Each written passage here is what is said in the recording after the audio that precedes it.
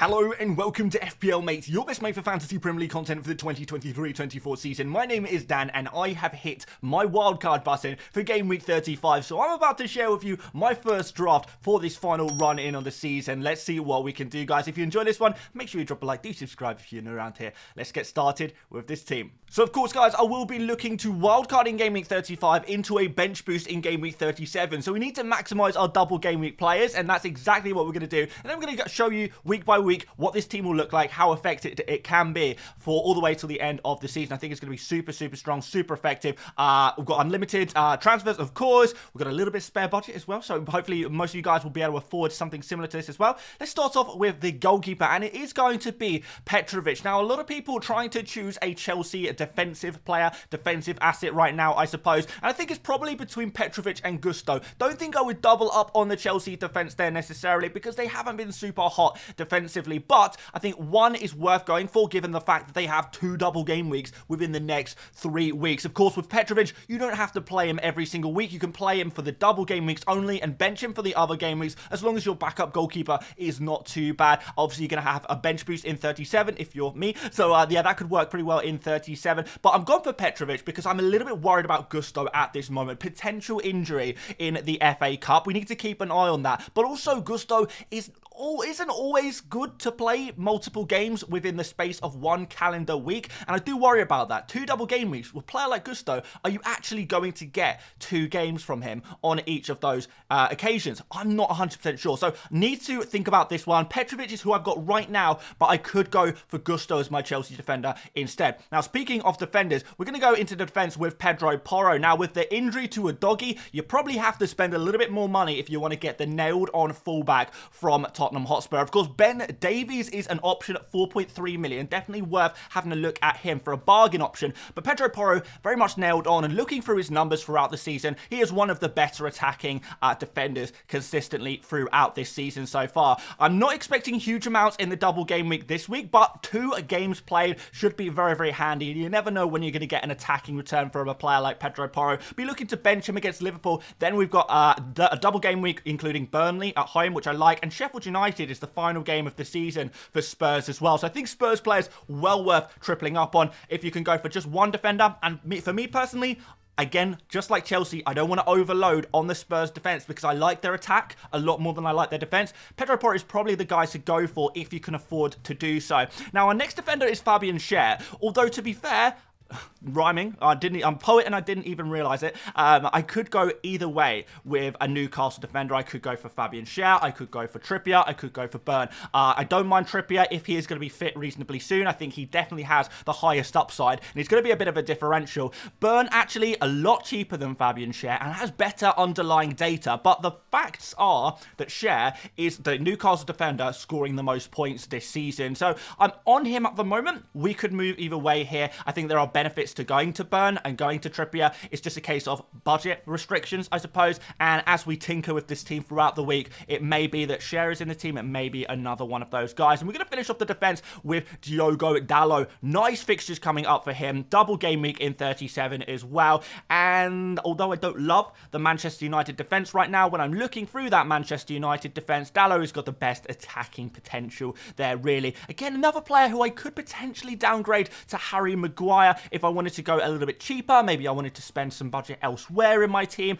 That is definitely an option as well. But right now, we're on Dalot. I'm going to probably start him as well against Burnley this week. But after that, I think it's probably only the double game week where I'd be looking to play him, to be perfectly honest. In midfield, we have got Heung-min Son. Has to go in the team. Absolutely nailed on in my wildcard team. There's no way I go without him, barring an injury, because 2 double game weeks in a space of 3 game weeks, even the fixture in between the double game weeks is Liverpool. We know Son thrives in those difficult games. So Arsenal, Chelsea, Liverpool, Man City, all in the next 3 game weeks. For an ordinary player, this is a bad run of fixtures. But for someone like Heung-min Son, this is a phenomenal run of fixtures. He really likes those kind of games. And even Sheffield United, final game of the season, Spurs may have a lot to play for with Champions League spots at stake in game week 38. And Sheffield United will be all but relegated, playing with freedom, playing without shackles potentially. So that Spurs game against Sheffield United, could actually be nice for Son, even though Sheffield United, not a fixture you would typically expect him to thrive in. Cole Palmer is my next pick. Again, another player with a double game week. I love it. Aston Villa and Spurs, I think, is a good couple of fixtures for an attacker. Don't love it for a defensive player, but for an attacker, I like it. I like it a lot. And yeah, obviously Palmer is just, you know, we all know by this point, he is such an essential player at that price, particularly. You cannot go about him. I'm probably going to be the top captain pick for Game Week 35 as well, so no need to talk too much on him. We know by now, Palmer is just a goated FPL asset. He really is. Gordon is the next player I'm going for. His home form has been phenomenal this season, and against Sheffield United, there's definitely some opportunity to cook for the young Englishman. After that, the fixtures are pretty decent. Burnley, double game week against Brighton and Manchester United, then Brentford to finish off the season there. So I think he's going to be a very useful player to own as well. I hope he can continue the form that he was showing before game week 34, because at time of recording, Newcastle have not played yet. Obviously, I'm recording this on this Saturday, and we've got Newcastle to come all the way in the week. Brendan Johnson is my final pick in midfield, and this is probably the midfielder I'm least confident in. He's probably the most likely to change between now and the deadline. I would say the other three midfielders are pretty much locks in my wildcard team, but Brennan, I'm not sure. I have been burnt by him before, but he seems to be getting some good game time at the moment. His underlying numbers actually better than Son's at the moment, and he has been backing it up with some attacking returns as well. My issue is, if Richarlison was to return to the Spurs starting lineup, well, one, does that mean Johnson maybe gets less minutes? Timo Werner is obviously going to be in the mix as well. And also, would I prefer to have Richarlison? Because if Richarlison is available and playing every game, and that moves kind of Son to the wing, Richarlison playing as an out of position forward. We know how well Richarlison did early on in the season. I think I might want to go there, to be fair. So need to keep an eye on the Richarlison situation. Is he going to be back straight away? One option I do have with a Brennan Johnson, to be fair, is if it looks like Richarlison is back maybe by game week 36, for example. At that point, I can look at Johnson going into game week 37 and reassess and think, right, do I pick someone else? Do I go for a slightly different player here? Can I move Johnson to Garnacho, for example, for his double game week? I think there is some different possibilities there, but I like to keep my options open a little bit in this particular slot, because I think this is probably, out of all of my attacking players, the one slot I'm not confident in. I could go Garnacho straight away. I could go for Bruno Fernandes. I could go for like a Maddison. I could go for Richarlison. A lot of options. Let me know, guys. What are your suggestions? Who would you go for as, I guess, your fourth midfielder here, excluding the player you're going to shortly see on the bench? Because we need to go to the forwards positions first of all. Erling Haaland is currently in my team. It remains to be seen what his injury situation is. We saw, actually, today that a lot of people close to Haaland, family members, friends, have actually removed Haaland from their starting 11s and from their teams, from their FPL teams. So if his friends and family are removing Haaland from their FPL starting lineups, does that mean that maybe Haaland's injury is maybe more significant than initially suspected? I guess we'll have to wait for more information. Of course, if Haaland is going to be unavailable for several weeks, there is that opportunity to potentially go for a Julian Alvarez, for example. I think that's definitely a possibility. Or you could just have Haaland in your team, leave him in your team, and actually just use your bench option. And just have Haaland just stay on the bench, wait on the bench, ready to go if he's just out for like 1 or 2 game weeks. Because you'll see my first bench option. It's not a player I'm super confident actually about benching, but just because of the wild card and being able to pick whatever players you like, sometimes you are just going to have to bench a good player, particularly when you're building towards a bench boost. You want your bench to be strong. You want the players you are benching to be good players because you're about to bench boost them. Hopefully that makes sense. Isak is the next player in this team. Small concern that Wilson is back in training, but on form, Isak has been so incredible, and he's about to play Sheffield United, Burnley, double game week, and finishing off the season against Brentford. What more can you ask for with this man? Looks really, really good at the moment on penalties as well. I think he is going to keep his place very firmly for the rest of the season, given how good he is, and Newcastle do need to get some results here if they want to get themselves some European football, guarantee themselves some European football. So long may it continue. Viva la Isak. Absolutely love it. And the final player in this team team is someone who I know you guys are not going to like, but we're going to go for him anyway. Nicholas Jackson, and he is a player who I am more confident in than a player like Johnson, for example. He's not super nailed on in my wildcard team, but I'm pretty sure that he will end up being in there. Obviously, like I say, I do like the double game weeks for Chelsea from an attacking point of view this week. In particular, Aston Villa and Spurs, I definitely see these games as opportunities for Chelsea, who pretty much score every game to get some attacking returns. And we've seen Jackson in the past this season. He hasn't always been at 100%. He hasn't always been super clinical, but he has had some great moments this season, and he has built up a decent amount of goals and assists now at this point, to a point where I feel like we can begin to trust him. And when you're combining with the likes of Cole Palmer, you're always going to have the opportunity to get FPL points. That's just how it is. So like the look of him to partner up with Palmer as that double-double attacking player. Again, really nice. Pretty cheap at 6.8 million as well. Let's go on to the bench, guys. Onana is my first bench player against Burnley. Going to bench him in favour of the double game week Petrovic, but still, you know, potentially could play him, but I think I like, you know, one Man United defender rather than two. So we'll go with Dalot and leave Onana on the bench. But yeah, looking forward to Onana maybe picking up some save points against the likes of Arsenal and Newcastle at home.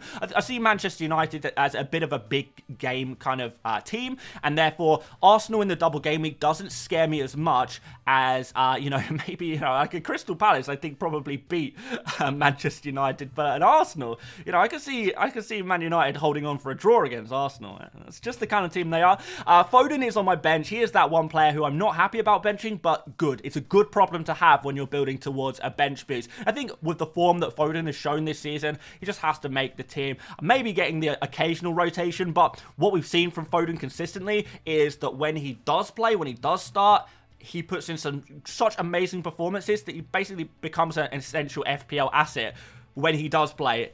Often difficult to predict his minutes, though, in more recent weeks. But hopefully his kind of fitness issues are slightly behind him now, and he can just continue to play for the rest of the season as Manchester City look to push for the title once more. Speaking of Manchester City, Guardiola is going to be my first defender on the bench. Against Forest, I could potentially, again, play Guardiola instead of Dalot. That is definitely an option. And another way I could do things is I could maybe go for Edison rather than Onana and have Edison as my, I guess, Man City defensive player. I could go Edison instead of Petrovic. I could go Gusto instead of Guardiola, for example. So those are a couple of final decisions I'm going to need to make, but we're still a little while away from deadline. But yeah, I like Guardiola playing in a pretty advanced position, picking up loads of bonus points. The way he plays, the way he's passing and creating on that left-hand side is building him bonus points. So even when he doesn't get an attacking return, and in fairness, he often looks like he will get an attacking return, he's still building up points towards bonus points. And if Man City can keep some clean sheets, well, that's going to be pretty nice indeed. And finally, Lewis Dunk. And I actually picked Lewis Dunk because of the Fantasy Football Hub My Team tool. I was looking for some suggestions for defenders, and for Game Week 37, Lewis Dunk was suggested as like the highest predicted points for Game Week 37 among defenders. I was looking, I kind of was a bit confused by this, so I went in and looked at the data, looked at the Opta stats on, again, Hub's tools, and I saw, wow, yeah, his data is actually pretty good. Decent attacking numbers. He hasn't always scored goals or assists necessarily this season, but he has a few. He's had a few chances, and his XG is pretty good throughout the season. And for defenders, he's actually one of the highest ranking defenders for expected goal contributions this season. Has a double game week, isn't super expensive, so hey, why not take a punt on him? You know, go for something a little bit different there for the double game week. So he's going to be a real nice bench boost kind of a defender for Game Week 37. And I'm just curious to see how that one actually ends up turning out. But this is what my team is looking like right now. Captain's armband is currently on Palmer. Vice captain is on Son at the moment. And I just want to quickly take you through week by week what my team would look like for each, you know, game week. So we are on the Fantasy Football Hub My Team tool right now, guys. You can check this out for yourselves using the link in the description. I love using this tool to plan out my team so you don't have to make the transfers in your real life FPL team, and you can start planning and tinkering and moving players in and out without having to worry about losing team value or anything like that. And you can plan out week by week as I'm about to show you. So yeah, I've been doing all of my planning today on this tool. Do recommend you go check it out if you haven't done already, but I know loads of you guys are already subscribed to hub and already reaping the benefits of all of their amazing tools. But yeah, if you want to, link in the description, guys, go for it. Help support the channel as well, of course. So yeah, this is what my team pretty much looks like for game week 35. Pretty decent, but we've seen that already. By the way, ignore the in the bank situation. It gives you a baseline budget of 100 million unless you import your team. I didn't actually import my team when I was tinkering around this tool, so it looks like I'm over budget on this tool, but actually I'm fine. Unless you've got a low budget, you are going to be able to afford this team. Looking at game week 36, by the way, AI team rating of 100%, by the way. We love that. Second game week here, game week 36. It is recommending I play Lewis Dunk. I thought, you know, maybe Dallo would be playing against Crystal Palace for this fixture, but it recommends Dunk for this one. Guardiola will come in, Foden will go in, and the Spurs guys, excluding Son, will drop to the bench for that tough fixture against Liverpool. Because like we said, Son thrives in these kind of games. Other players from Spurs, I think, may struggle a little bit more. Going into game week 37, now this would be the bench boost week. Huge, enormous. And we've ordered the players, we put the players with the lowest expected predicted points, I guess, on the bench to kind of give an idea of what my predicted bench boost points would look like. So 6.4 from Onana, 9.9 from Jackson, 5.8 from Dallo, and 5.4 from Cher. So we're looking at 25 to 30 points on the bench boost potentially if everything goes perfect. Of course, things never go perfect in the world of FPL, and like I kind of mentioned earlier, by this point, it might be a case of me removing Johnson to Garnacho. I am going to have a few transfers between, you know, my wildcard and the end of the season to try and make a couple of tweaks where necessary. I'm hoping to go into game week 35 with a team that is ready for game week 37, which is going to allow me those spare transfers, if you like, to make some tinkerings. And if we do end up having spare transfers, and if we can roll into game week 38, I think that is going to look phenomenal. Just going through this team, though, very quickly, all double game week players, 15 double game week players. We will be looking to bench boost this, guys. So you can just see the bench there. And I think it's going to... I think this could cook. I think this could be really nice. I think, yeah, it could be interesting. The one thing I don't 100% love is the double Man United defense. I wonder if I could change that somehow and maybe tweak that a little bit so I'm not on double Manchester United defense. But there's only so many teams with doubles for game week 37. So, yeah, I'm probably going to have to double up on a defense and probably not going to go for Spurs. You know, I want the Man City attackers. I want the Newcastle attackers. Maybe there's some scope to move things around, but that's where I'm at the moment. And going into game week 37, I will be making at least one transfer in game week 38. Hopefully I'll have 2 transfers to use in 38 so I can make some of those final decisions going into that final game week. But what I would love to do for this week in particular is to get a Arsenal defender back for the final game of the season against Everton. So at the very least, one transfer to bring back an Arsenal defender. Other players in this team actually look pretty strong, to be fair. You know, we got the Man City guys against West Ham. We've got the Spurs guys playing against Sheffield United. Newcastle I even like against Brentford as well. Not super keen on the triple Chelsea against Bournemouth though, so maybe that's another place where I could potentially make moves. Obviously Palmer wouldn't be going anywhere, but yeah, there's some potential to make some slightly different moves there. Not really sure who I would go for exactly though for that final game of the season. Yeah, it's exciting, but I don't want to plan too far ahead with exact moves, but it's good to have a rough idea of roughly kind of what you want to do for future game weeks. And I hope that we've kind of got a bit of a decent plan going, ready for that game week 37 bench boost, which, yeah, again, I'm just super excited for, man. It's just nice to plan out a bench boost with a wild card immediately before. Often when I do my bench boost in FPL, it's a few weeks between my wild card and my bench boost, maybe sometimes months even, so I can't as effectively just plan, right, here's my wild card. Okay, now we're going to bench boost pretty much immediately. Only one game week separating the wild card and the bench boost. So it's exciting to be able to see everything as it happens kind of thing. But there'll be loads more tweaking to this team between now and the end of the week. And yeah, I guess we'll see where we end up. Love to hear from you guys what you think about this team though. Do you think it's decent? Was there any changes you would make? Yeah, would love to hear from you guys. Thank you so much for watching. If you did enjoy this video, make sure you do drop a like, do subscribe if you're new around here, and check out Fantasy Football Hub's My Team tool using the link in the description if you want to try this tool out for yourself and start planning, because, yeah, planning is super important when it comes to using your chips, and it's about to become, you know, the real end of chip season, the real end of the whole season, but the real end of chip season. But guys, we're going to leave it there. More videos to come all throughout the week. Looking forward to seeing you on each and every one of them, I hope. And I will see you later, mates. Bye-bye.